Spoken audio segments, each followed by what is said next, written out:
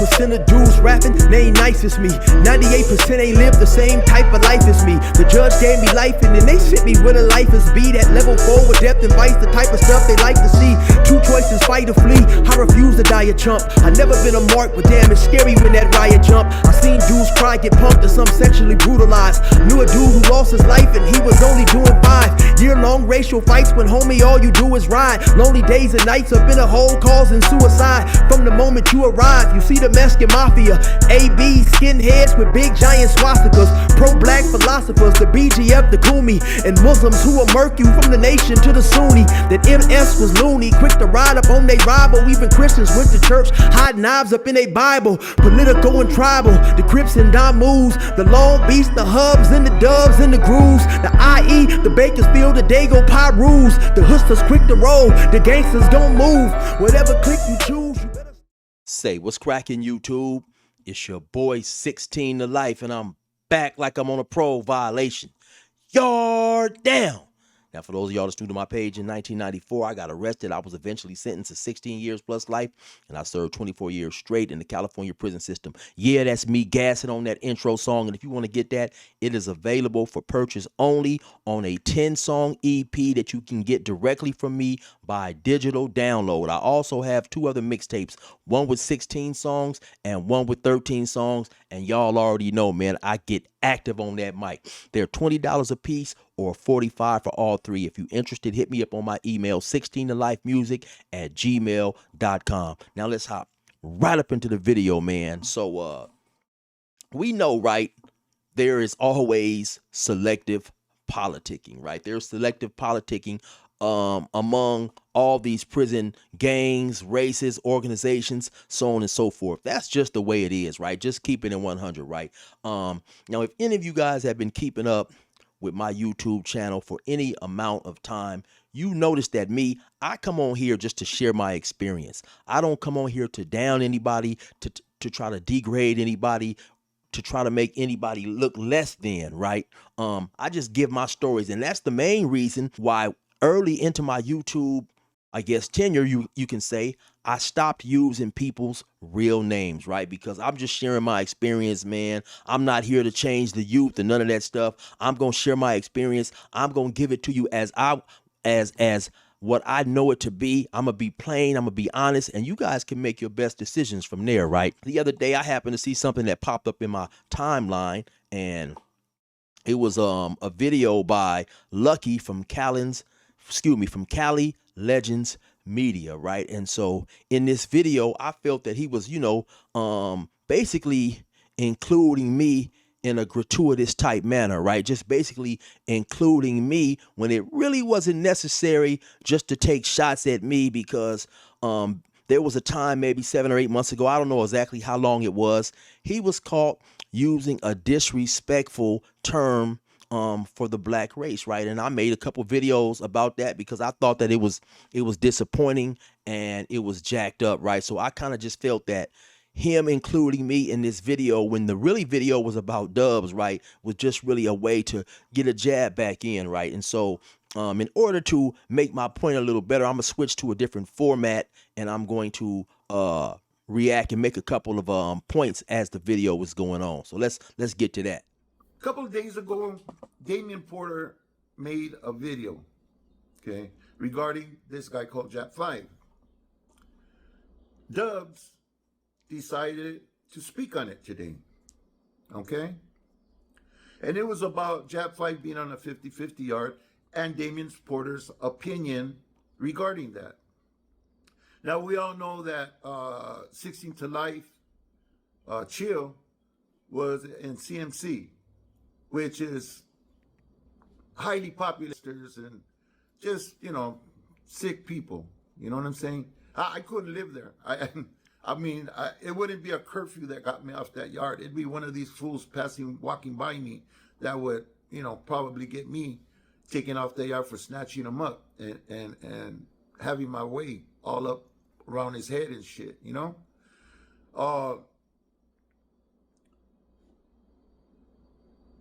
Dubs chose to kind of even use the word 50-50 yard. And now let me just pause right there right now. I noticed one thing, right?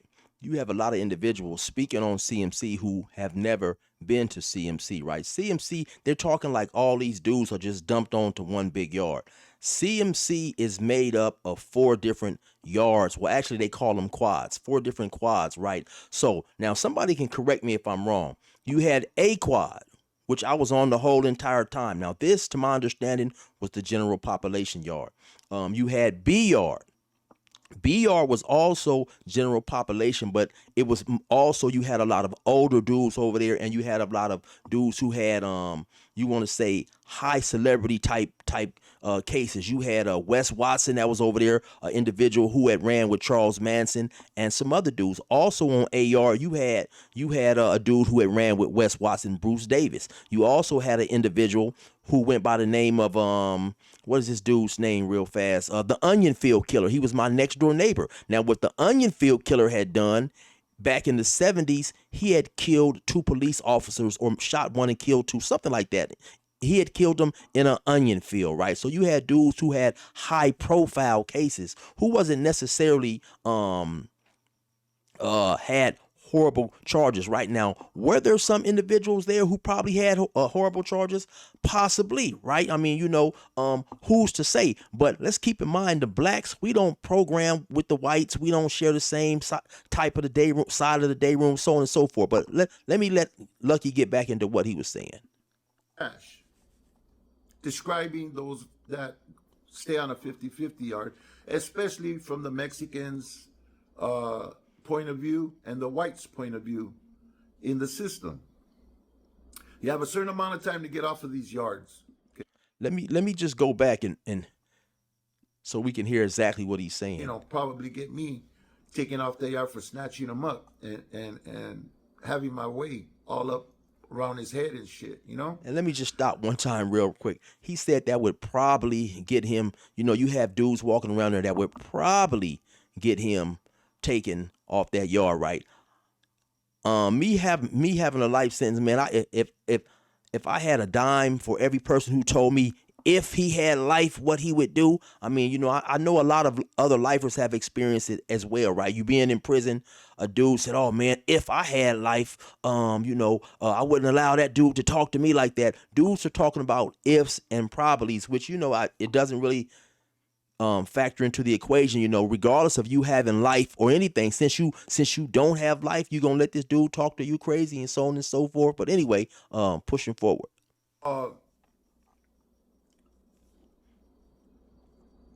Dubs chose to kind of even use the word 50-50 yard and trash, describing those that stay on a 50-50 yard, especially from the Mexicans' point of view and the whites' point of view in the system. Now, once again, they are, in my opinion, intentionally misrepresenting CMC East as a 50-50 yard. We've heard him say, and Dub say at times, that CMC East, was a curfew yard for those guys, among other yards like Tehachapi, New Folsom, I believe, was a curfew yard, meaning they had a certain amount of time to stay there and get off that yard, whether it was 3 days. I think Dubs even mentioned one time it was 9 months. Now I'm thinking like, damn, okay, what can happen in 10 months? How can you be contaminated in 10 months that you cannot be contaminated in 9 months? 9 months is a long time. But at the end of the day, that's their politics. It doesn't apply to me, so I don't dwell on it heavily. Amount of time to get off of these yards. Okay, it's called a curfew. And if you don't get off on time, then you're going to have an issue coming when you get back to where you're supposed to be, which is on the main line. Okay, these yards are looked down upon. Anybody that goes to these yards are looked down upon. At least it's been like. He said anybody that goes to these yards are looked down upon. With the blacks and the whites. With the Mexicans and the whites. But now the blacks have caught on to that, and they don't like it either. Damian Porter feels you have no business on no 50-50 yards with these weirdos. And I guess so. They made an exception. You just go where they send you. If it's a GP, you stay there. If you go over there with these weirdos, if I couldn't do it. I couldn't live with them. So I wouldn't have to worry about, oh, I got a curfew. My own natural senses would take me off those yards. But anyways, what really got to me though was all of this discussion about what Damian Porter said, what the blacks feel about it, where that Chill was on CMC, and people considering these people trash, the ones that go to the 50-50 yards, SNY yards are PC'd up. Now, see, there's where I feel like he's once again intentionally misleading the public, right? I've never heard a black content creator call me out or anybody else out for being at CMC, because that stuff does not apply to us. Whatever the Southern Hispanics, the Northern Hispanics, the whites, whatever they have going on and it applies to them, that's their politics. You can't judge another man by politics that don't apply to him. To me, it's crazy. But anyway, let's push forward. He's speaking on all this in terms of the blacks. Mentions the Mexicans and the whites in there, kind of kicking it off as far as not being able to go to a 50-50. But my point is, why don't this dude, Dubs, answer the questions himself from his own perspective?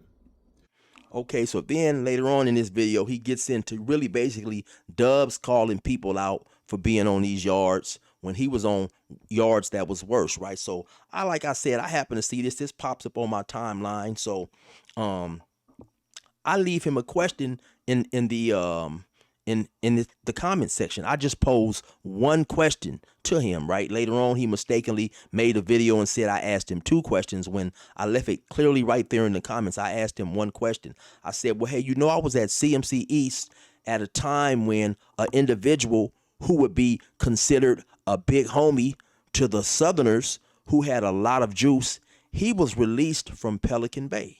Now, if you are active, the California Department of Corrections is not going to send you to a non-active yard, right? You don't go in and out, right? So if they send you to an active yard because you're active and you choose not to stay there, then that's on you, right? But they're not going to send anybody to that yard that's not active. So when they was releasing these individuals from Pelican Bay, you had a dude who was what the Southerners would call a big homie, a lot of juice. He came to CMC East, right?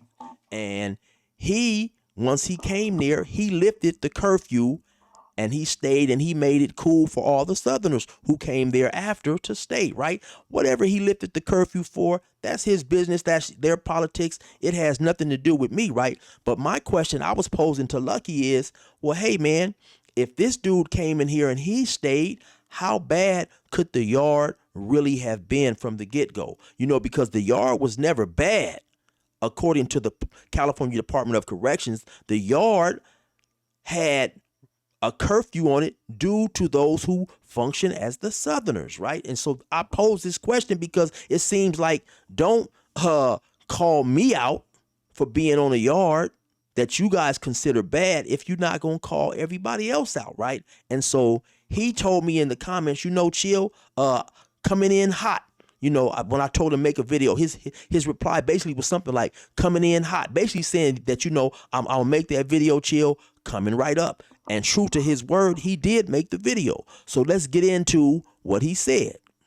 So like I said, true to Lucky's word, he did make the video. But now he titles the video 16 to Life, Chill, Ask Questions that are irrelevant and on a need to know basis. Now, to me, that was very, very odd that he would title the video that. But anyway, let's get into it. Okay, so Chill from 16 to Life, who I hadn't heard from in a very long time in my comment section.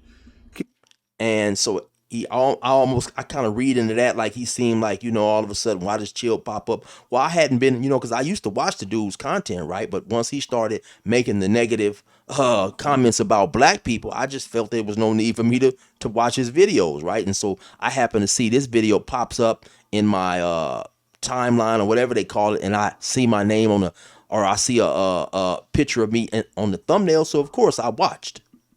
In my comment section, and I guess was explaining a little bit about him being in CMC and where he was as compared to the other yards that are this and that. I'm not going to get into it, but during his comment, he posted, if I could do a video explaining the situation where when they let everybody out of Pelican Bay and put them back in the main line, why a certain individual went into CMC and made the yard good when it had been bad all along. Okay? And Now, because I don't know if you guys remember in that other video, he said, you know, anybody that went to CMC and stayed would be looked down upon and, you know, would have problems when they got back to wherever they was going. about people being able to pay their way back into general public. Now let me take the video back just a little bit, right? Because now that's a question I didn't ask him anything about. I asked him one question. CMC and made the yard good when it had been bad all along. Okay? And about people being able to pay their way back into general population. Okay? Be very honest with you, I never experienced people paying their way back in. I was paroled in 2005, and it was unheard of to me.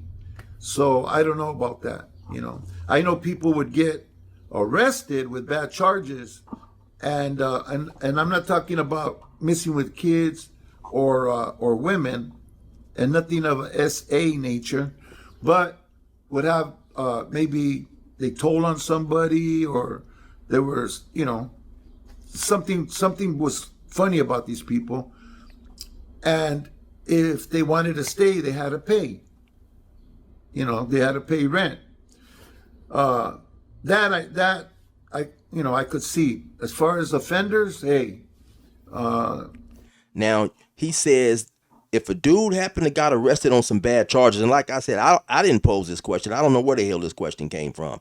But if a dude got arrested on some bad charges, if he happened to tell on somebody, he could pay to stay on the main line. Right now, he says he could see that. Right now, to me, that's crazy, because if you get arrested on some bad charges and you tell on somebody, you shouldn't be allowed in the fold. But once again, that's their politics, right? So this is my point that I'm trying to make, right? You have individuals who function in their own respective organizations, races, gangs, who definitely have ideas, questions, and disagreements, they disagree with the politics of other people, right? I mean, come on. Everybody's going to somewhat disagree, right? I mean, to me, honestly, let's keep it 100. If you tell on somebody and you're allowed to pay your way and hang around, to me, that's crazy. Who wants a dude that's has the propensity or a tendency to tell on somebody to be around when dudes are, you know, talking gang business and this and that or whatever? I mean, dudes like that, if you don't stick to the code, you don't stick to the code. But that's something that he could see, because obviously, I guess, it's something that is allowed to happen, or does happen, or possibly could happen, or whatever. All I'm saying is it doesn't pertain to me, so I'm not focusing on that. But it's crazy. It's something I definitely disagree with. But I'm not, you know, you have individuals, man, who have things going on that's not within their structure, and they want to look down on it. But everybody from different structures have different things they disagree with from other people's structures, is what I'm trying to say here. I don't know. I've never heard anything like that. And as far as this guy going over to some yard and saying it's a good yard now, you guys can stay, you don't have to leave, this and that, took the curfew off and everything else. Look, some things are above my pay grade. You know, they're on a need to know basis, and I don't need to know. Strange as hell, right? So for an individual who he would function with or function under, if he goes to CMC and he lifts the curfew, That's above his pay grade. That's something he doesn't need to know.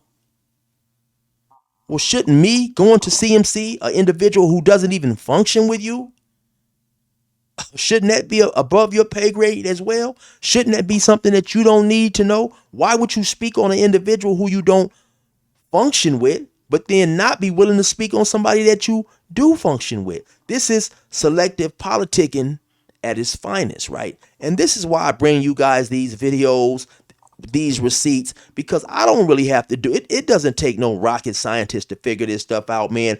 Anybody that wants to be fair can tell you that this is selective politicking. So if you're not going to mention anybody else, Lucky, that you function with, why would you mention me? I don't want to know. But I could tell you this. My reason for leaving that yard wouldn't be no curfew, wouldn't be any other reason except I would probably pick on somebody and put the hurt to them, if not take their win, that I know about their case and they hurted some children or did some bad stuff to some women. And I do that on the natch, just. But once again, how would you necessarily know that, right? How would you necessarily know that, right? I'm not going to sit here and pretend that you may didn't have individuals who had some bad charges there, right? But to keep it 100, you have those in every yard, in every prison.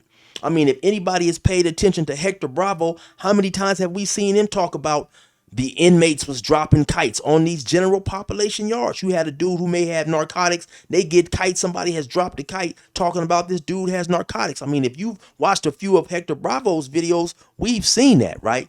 And then also, Lucky, like I said, man, I've watched your content before, so, and sometimes I'm extremely appreciative for my good memory. You yourself said you did time with an individual who had some bad charges. You said that, though, this dude, for whatever reason, his paperwork had slipped through the cracks.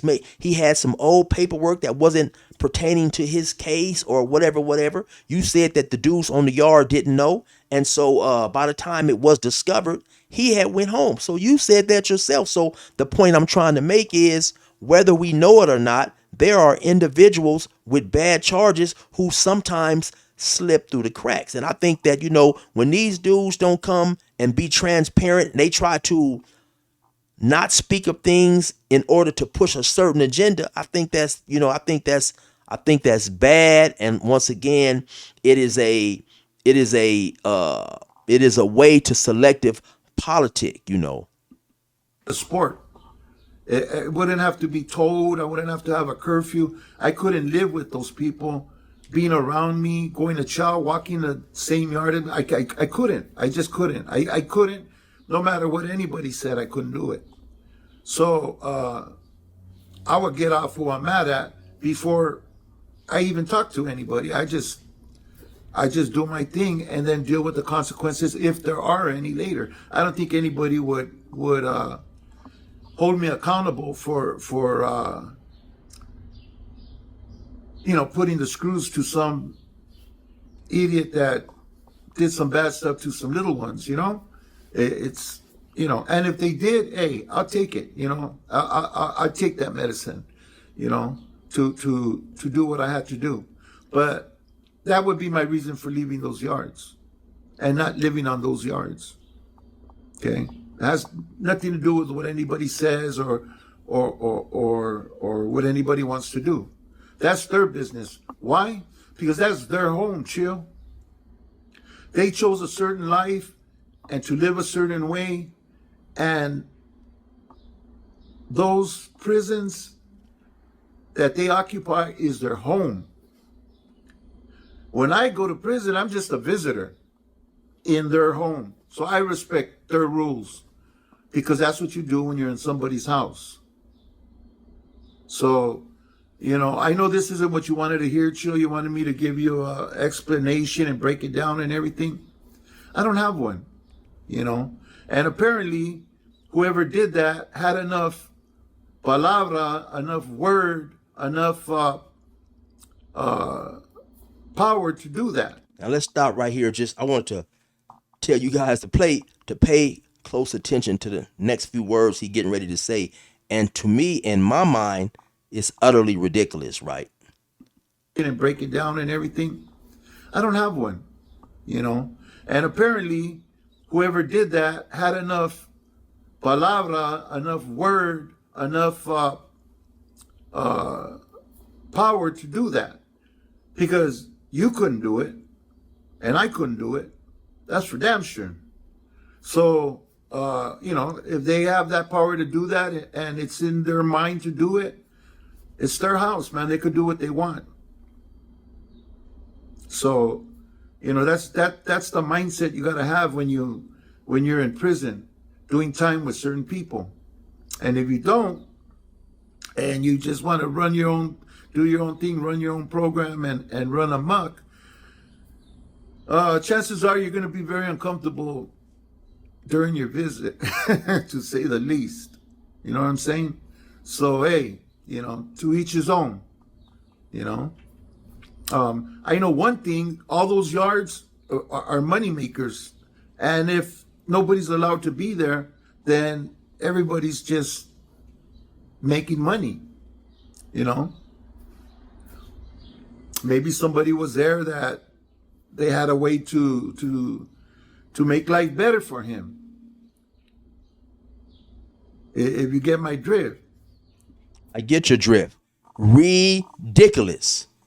So maybe somebody was there at CMC who had a way to make life better for Chill. All I'm saying is give me the same benefit of the doubt you give a next individual to, right? And see, that's once again a great example of selective politicking. You know, certain individuals can make money on these yards and not be looked at as bad, but other individuals who don't even function with you, who you have no idea what they're doing, you look at them as bad, right? And you're willing to give an explanation of me being on the yard and you know the yard is bad and so on and so forth, but you reserve your opinion of speaking on somebody else who, like you say, may make your stay miserable.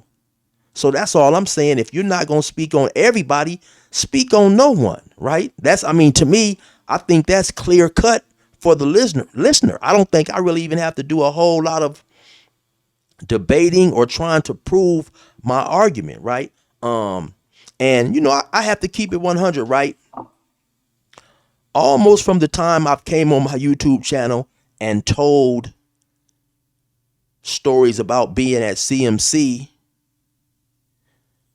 you will have dudes who function with the South say, oh man, that's a bad yard. You know, that's, you know, you're not supposed to be there and blah, blah, blah. That stuff pertains to individuals who functioned with the South, right? But keeping it 100, right? And shout out to those. I've had several dudes who hit my comments who obviously were Southerners.